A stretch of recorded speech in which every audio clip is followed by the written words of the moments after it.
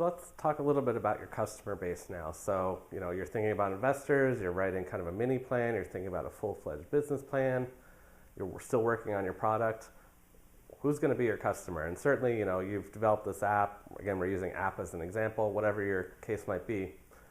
And you're thinking, it's just people are going to want it. But the reality is that you need to build demand. So a lot of ways to build demand is to almost pre-sale it. So it's not even done. You want to be out there marketing it and talking to potential customers. You want to make them aware of your company. So there's a rule that basically the more familiar people are with your company, the more likely they are to buy your product, right? And I mean, that just makes sense. Oftentimes people need to see or hear, about what it is that you do 7 times before they fully trust it. So if you're just the new kid on the block and you have a brand new app and it's already launched, it's going to take you some time to build some traction.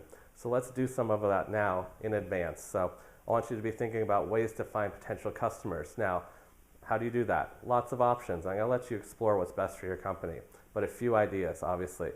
Put up your company website, explain what it is, show the product, include videos, include nice pictures of it, show people using what it is, list out the benefits of it. I encourage you also to include sort of a way for people to join your email list on your website. So, sign up for updates. That way now you're getting a built-in audience and you can email them, they've opted into your email list. As well, get out there on the internet, look at forums. Are there forums related to whatever it is that you do?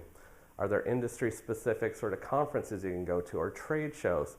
Go to those. I know oftentimes this can be expensive, but that might be part of your budget when you're talking to investors.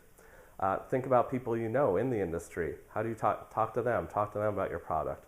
Or even just when you're out, socializing, wherever you might be. People ask what you do. Don't just say, I'm an entrepreneur. Don't just say, oh, I'm building a web app. Talk to them about specifically what it is that you're doing, and have a business card ready to hand to them and say, hey, I'd love to, stay in touch and, see what we're up to, and maybe one day you'd like to buy what it is that we do. And that's completely fair. So you want to start creating this demand.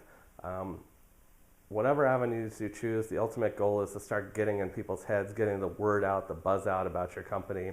There's also all the social media marketing things like your YouTube channel, Twitter, Facebook page. So again, we're not going to go into all the details on any of this.